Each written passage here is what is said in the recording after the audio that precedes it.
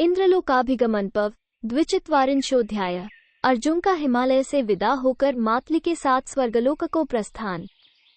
वैशंपायन जी कहते हैं, जन्मेजय, लोकपालों के चले जाने पर शत्रु संहारक अर्जुन ने देवराज इंद्र के रथ का चिंतन किया। 1. निद्रा विजयी बुद्धिमान पार्थ के चिंतन करते ही मातली सहित महातेजस्वी रथ वहां आ गया। 2. वो रथ आकाश को अंधकार शून्य मेघों की घटा को विदीर्ण और महान मेघ की गर्जन के समान गंभीर शब्द से दिशाओं को परिपूर्ण सा कर रहा था। 3. उस रथ में तलवार, भयंकर शक्ति, उग्र गदा, दिव्य प्रभावशाली प्रास, अत्यंत कांतिमती विद्युत, अशनि एवं चक्रयुक्त भारी वजन वाले प्रस्तर के गोले रखे हुए थे, जो चलाते समय हवा में सनसनाहट पैदा करते थे तथा जिनसे वज्रगर्जन और महामेघों की गंभीर ध्वनि के समान शब्द होते थे। 4. 5. उस स्थान में अत्यंत भयंकर तथा प्रज्वलित मुख वाले विशालकाय सर्प मौजूद थे। श्वेत बादलों के समूह की भांति ढेर युद्ध में फेंकने योग्य पत्थर भी रखे हुए थे। 6. वायु के समान वेगशाली 10,000 श्वेत पीत रंग वाले घोड़े नेत्रों में चकाचौंध पैदा करने वाले उस दिव्य माया में रथ को वहन करते थे। 7. अर्जुन ने उस रथ पर अत्यंत नीलवर्ण वाले महातेजस्वी वैजयंत नामक इंद्रध्वज को फहराता देखा। उसकी श्याम सुषमा नील कमल की शोभा को तिरस्कृत कर रही थी। उस ध्वज के दंड में सुवर्ण मढ़ा हुआ था। 8.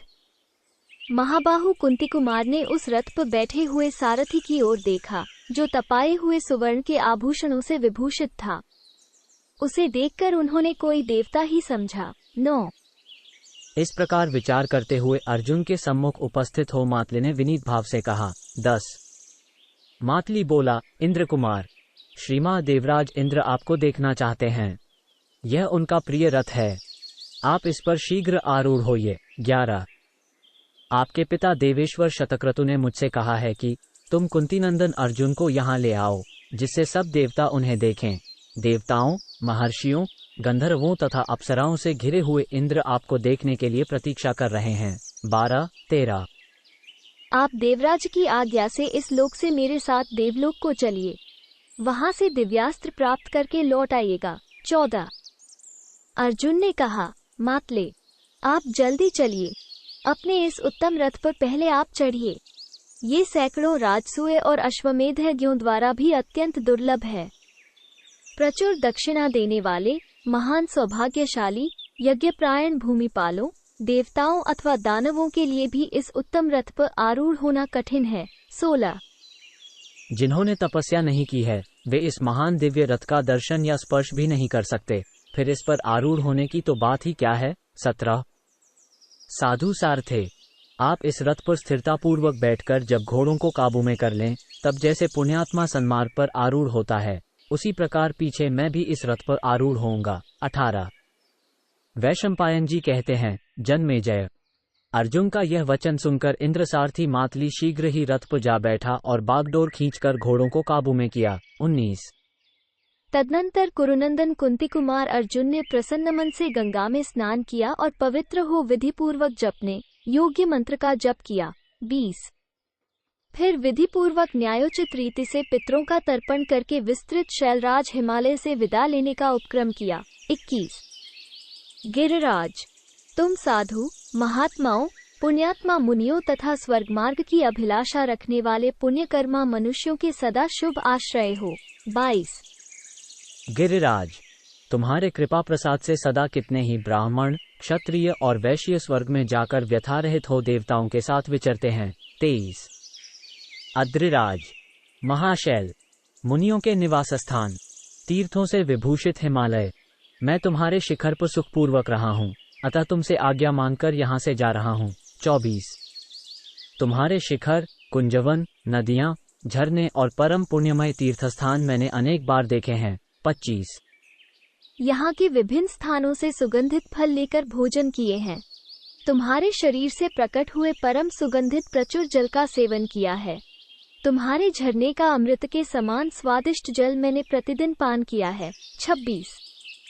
प्रभु नगराज, जैसे शिशु अपने पिता कंक में बड़े सुख से रहता है, उसी प्रकार मैंने भी तुम्हारी गोद में आमोद पूर्वक क्रीड़ाएं की हैं। 27. शैलराज, अप्सराओं से व्याप्त और वैदिक मंत्रों के उच्चघोष से प्रतिध्वनित तुम्हारे शिखरों पर मैंने प्रतिदिन बड़े सुख से निवास किया है। 28। ऐसा कहकर शत्रुवीरों का संहार करने वाले अर्जुन शैलराज से आज्ञा मांगकर उस दिव्य रथ को देदीप्यमान करते हुए से उस पर आरूढ़ हो गए, मानो सूर्य संपूर्ण दिशाओं को प्रकाशित कर रहे हों। 29। परम बुद्धिमान कुरुनंदन अर्जुन बड़े प्रसन्न होकर उस भूत चाल से चलने वाले सूर्य स्वरूप दिव्य रथ के द्वारा ऊपर की ओर जाने लगे। धीरे धीरे धर्मात्मा मनुष्यों के दृष्टिपथ से दूर हो गए। 30-31। ऊपर जाकर उन्होंने सहस्रों भूत विमान देखे। वहां न सूर्य प्रकाशित होते हैं, न चंद्रमा, अग्नि की प्रभा भी वहां काम नहीं देती है। 32। वहां स्वर्ग के निवासी अपने पुण्य कर्मों से प्राप्त हुई अपनी ही प्रभा से प्रकाशित होते हैं। यहाँ प्रकाशमान तारों के रूप में जो दूर होने के कारण दीपक की भांति छोटे और बड़े प्रकाशपुंज दिखाई देते हैं, उन सभी प्रकाशमान स्वरूपों को पांडुनंदन अर्जुन ने देखा, जो अपने अपने अधिष्ठानों में अपनी ही ज्योति से देदीप्यमान हो रहे थे। उन लोकों में वे सिद्ध राजर्षि वीर निवास करते थे, जो युद्ध में प्राण देकर वहां पहुंचे थे। 33-35। सैकड़ों झुंड तपस्वी पुरुष स्वर्ग में जा रहे थे, जिन्होंने तपस्या द्वारा उस पर विजय पाई थी। सूर्य के समान प्रकाशमान सहस्रों गंधर्वों, गुह्यकों, ऋषियों तथा अप्सराओं के समूहों को और उनके स्वतः प्रकाशित होने वाले लोकों को देखकर अर्जुन को बड़ा आश्चर्य होता था। 36-37।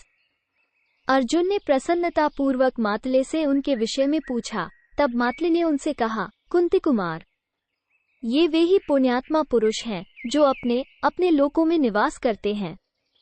विभो, उन्हीं को भूतल पर आपने तारों के रूप में चमकते देखा है। 38। तदनंतर अर्जुन ने स्वर्गद्वार पर खड़े हुए सुंदर विजयी गजराज ऐरावत को देखा, जिसके 4 दांत बाहर निकले हुए थे।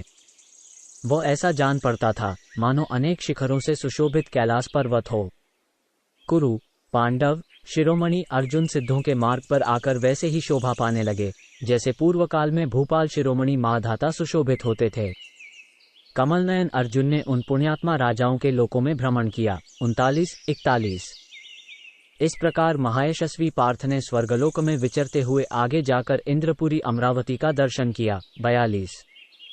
इति श्री महाभारते वन पर्वणि इंद्रलोकाभिगमन पर्वणि द्विचत्वारिंशोऽध्यायः। 42। इस प्रकार श्री महाभारत वन पर्व के अंतर्गत इंद्रलोकाभिगमन पर्व में 42वां अध्याय पूरा हुआ। 42।